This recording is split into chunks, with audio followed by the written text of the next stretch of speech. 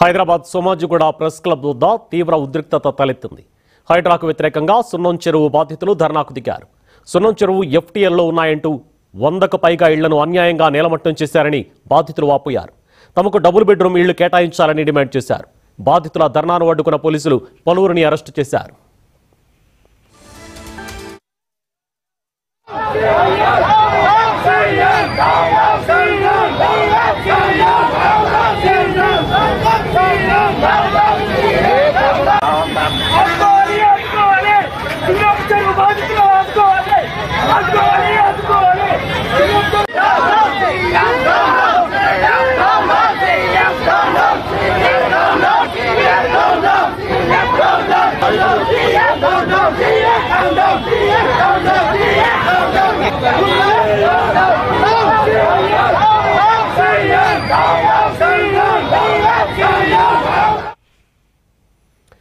Somajiguda press club వద్ద సున్నం చెరువు బాధితులు హైడ్రాకు వ్యతిరేకంగా నిరసనలు చేపట్టారు. దీనికి సంబంధించిన మరిన్ని డీటెయిల్స్ మా కరెస్పాండెంట్ సత్యనారాయణ ఫోన్ లైన్ అందిస్తారు. సత్యనారాయణ, సుభాన్, మొన్న ఆదివారం రోజు మాదాపూర్ సున్నం చెరువు వద్ద ఎఫ్టీఎల్ బఫర్ జోన్ పరిధిలో నిర్మించిన అక్రమ కట్టడాలన్నీ కూడా హైడ్రా కూల్చేసింది. దీంతో దాదాపు 100కు పైగా గుడిసెలు కూల్చేయడంతో చాలా మంది పేదలందరూ కూడా రోడ్డు మీద పడ్డారు. ఆ పేదలందరికీ డబుల్ బెడ్రూమ్ కేటాయించాలని చెప్పి మాదాపూర్ సున్నం చెరువు బాధితులందరూ కూడా ఈ రోజు సోమాజిగూడ ప్రెస్ క్లబ్ వద్ద హైడ్రాకు వ్యతిరేకంగా నినాదాలు చేశారు.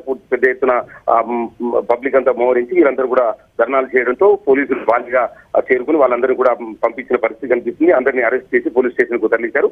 అయితే పూర్తిగా ఏదైతే పెద్ద పెద్ద వాళ్ళకి సంబంధించి కూల్చివేతలు చేసినా అభ్యంతరం లేదు, కానీ పేదవాళ్ళకి సంబంధించి గుడిసెలు కూల్చేస్తే మేము రోడ్డు మీద పడుతున్నాము. ఒకవైపు వర్షం పడుతున్నా కూడా మేము నానా ఇబ్బందులు పడ్డాం. పూర్తిగా మా సామానంతా కూడా తీసుకోవడానికి కూడా సమయం లేదు. ఎక్కడికక్కడ కూల్చివేతలు చేయడంతో పూర్తిగా కట్టుబట్టలతో రోడ్డు మీద పడ్డామని కూడా బాధితులు ఆవేదన వ్యక్తం చేసిన పరిస్థితి మనం చూసాం. వాళ్ళందరూ కూడా ఈ రోజు సోమాజిగూడ ప్రెస్ క్లబ్ వద్ద పెద్ద ఎత్తున జనాలందరూ కూడా జమ అయ్యి పూర్తిగా ఆందోళన చేసిన పరిస్థితి కనిపిస్తుంది. హైడ్రా అడ్డవులుగా మా పేదల పైన పుట్టగొడుతుందని కూడా వాళ్ళు ఆవేదన వ్యక్తం చేస్తున్న పరిస్థితి మనకు కనిపిస్తుంది. ఈ నేపథ్యంలో పెద్ద సంఖ్యలో పోలీసులు మోహరించి వాళ్ళందరూ కూడా అరెస్ట్ చేసిన పరిస్థితి మనకు కనిపిస్తుంది. హైడ్రా కూల్చివేతలు పూర్తిగా రాజకీయంగా దుమారం లేపుతుంటే మరోవైపు పేదలకు సంబంధించి ఎలా కూల్చేస్తారని చెప్పి కూడా బీఆర్ఎస్ పార్టీ గతంలో ఆరోపించిన పరిస్థితి మనకు కనిపిస్తుంది. పేదవాళ్ళకు సంబంధించి ఏదైనా చేసిన అభ్యంతరం లేదు, కానీ పేదలకు సంబంధించి కనీసం ఆల్టర్నేట్ అన్న చూపించండి, వాళ్ళకు పునరావాసం కల్పించడానికి కూడా డిమాండ్ చేస్తున్న పరిస్థితి కనిపిస్తుంది. ఏదైతే సున్నం చెరువు బఫర్ జోన్ ఎఫ్టీఎల్ పరిధిలో 100ల సంఖ్యలో అక్కడ గుడిసెలు వెలిసిన పరిస్థితి కనిపిస్తుంది. వాటికి సంబంధించి ఇటీవల ఆదివారం రోజు మొత్తం కూడా తొలగించారు. దీంతో వాళ్ళందరూ కూడా రోడ్డు మీద పడ్డ నేపథ్యంలో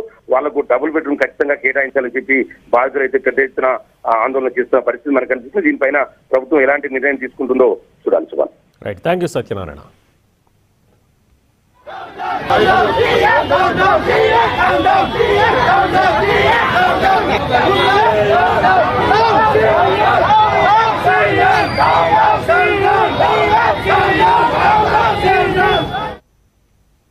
బులెటిన్లో షార్ట్ బ్రేక్ తీసుకుందాం. Stay with us.